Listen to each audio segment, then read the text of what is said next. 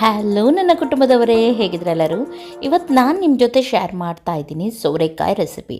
ಸೋರೆಕಾಯಿ ಪಲ್ಯ, ಸಾರು ಸುಮಾರು ವಿಧದಲ್ಲಿ ನೀವು ಮಾಡಿರ್ಬೋದು. ಆದರೆ ಇವತ್ತು ನಾನು ತೋರಿಸುವ ವಿಧಾನ ಒಮ್ಮೆ ನೀವು ಟ್ರೈ ಮಾಡಿ ಒಂದು ತುತ್ತು ಜಾಸ್ತಿನೇ ಊಟ ಮಾಡ್ತೀರಾ, ಹಾಗೂ ಎಲ್ಲರಿಗೂ ಕೂಡ ಖಂಡಿತವಾಗ್ಲೂ ಇದು ಇಷ್ಟ ಆಗುತ್ತೆ. ತುಂಬ ಸಿಂಪಲ್ ಉಂಟು. ಅದು ಕಡೀರಿ ಇದು ಕಡೀರಿ ಏನಿಲ್ಲ, ತುಂಬ ಸಿಂಪಲಾಗಿ ನಾನು ಇವತ್ತು ನಿಮಗೆ ತೋರಿಸ್ತೀನಿ. ನೋಡ್ತಾ ಇದ್ದೀರಲ್ಲ ಎಷ್ಟೊಂದು ಯಮ್ಮಿಯಾಗಿ ಕಾಣ್ತಾ ಉಂಟಂತೇಳಿ. ಅಷ್ಟೇ ಹುಳಿ ಖಾರ ಸ್ವಲ್ಪ ಸಿಹಿಯಾಗಿ ತುಂಬ ಚೆನ್ನಾಗಿರುತ್ತೆ ಇದು. ಹಾಗಾಗಿ ನೀವು ಇದನ್ನೊಮ್ಮೆ ಟ್ರೈ ಮಾಡಿ. ಕೇವಲ ಅನ್ನದ ಜೊತೆ ಅಲ್ಲ, ಮುದ್ದೆಯೊಂದಿಗೂ ಚಪಾತಿಯೊಂದಿಗೂ ಎಲ್ಲದರೊಂದಿಗೂ ಸೂಪರ್ ಆಗುತ್ತೆ. ನೋಡಿ ಕರಿ ಎಷ್ಟೊಂದು ಚೆನ್ನಾಗಿ ಬಂದಿದೆ. ಓಕೆ,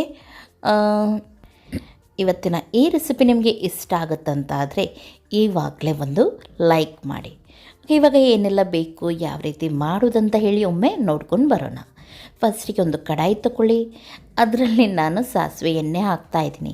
ನೀವು ಬೇಕಿದ್ರೆ ಕೊಕೊನಟ್ ಆಯಿಲ್ ಕೂಡ ಇಲ್ಲಿ ಯೂಸ್ ಮಾಡ್ಬೋದು, ಅಥವಾ ನಾರ್ಮಲ್ ನೀವು ಕುಕ್ಕಿಂಗ್ ಆಯಿಲ್ ಯಾವ್ದು ತೊಗೊಳ್ತೀನಿ ನೋಡಿ ಆ ಕುಕ್ಕಿಂಗ್ ಆಯಿಲ್ ಯೂಸ್ ಮಾಡಿ.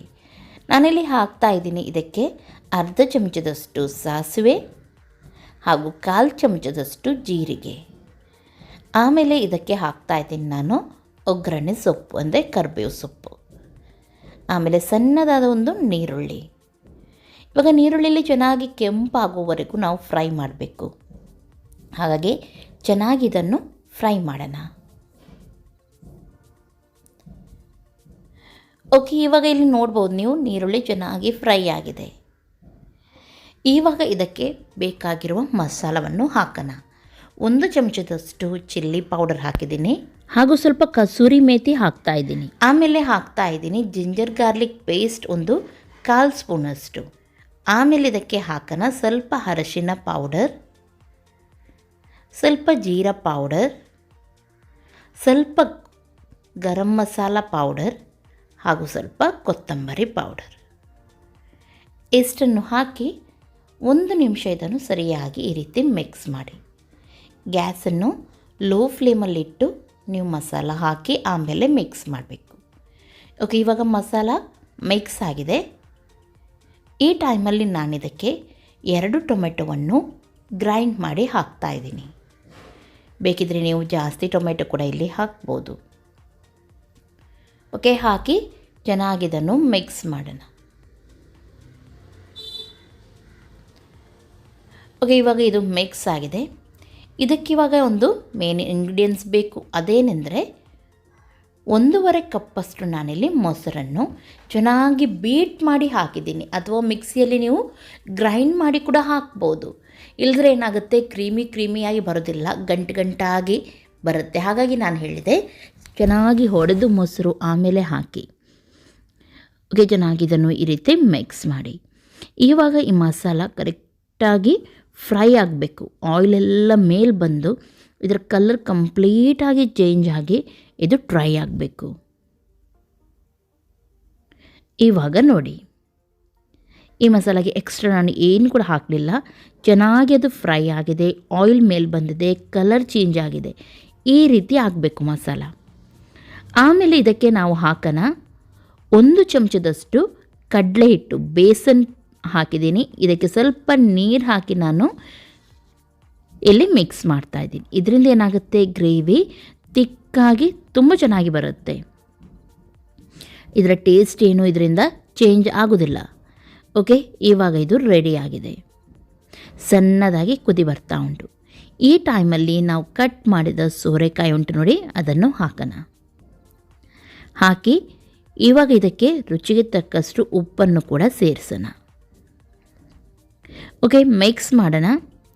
ಆದರೆ ಇಷ್ಟರಲ್ಲಿ ಇದು ಖಂಡಿತವಾಗ್ಲೂ ಬೇಯೋದಿಲ್ಲ. ಇದಕ್ಕೆ ಸ್ವಲ್ಪ ನಾವು ನೀರು ಸೇರಿಸಬೇಕು. ಬೇಯಕ್ಕೆ ಎಷ್ಟು ಬೇಕು ನೋಡಿ ಅಷ್ಟು ನೀರನ್ನು ಇದಕ್ಕೆ ಸೇರಿಸೋಣ, ಹಾಗೂ ಚೆನ್ನಾಗಿ ಸಾಫ್ಟ್ ಆಗುವವರೆಗೆ ಇದನ್ನು ಬೇಯಿಸಲಿಕ್ಕೆ ಉಂಟು ನಾವು. ಹಾಗಾಗಿ ಬೇಕಾಗುವಷ್ಟು ನೀರನ್ನು ಇದಕ್ಕೆ ಹಾಕ್ತಾಯಿದ್ದೀನಿ ನಾನು. ಮಿಕ್ಸ್ ಮಾಡೋಣ ಒಮ್ಮೆ.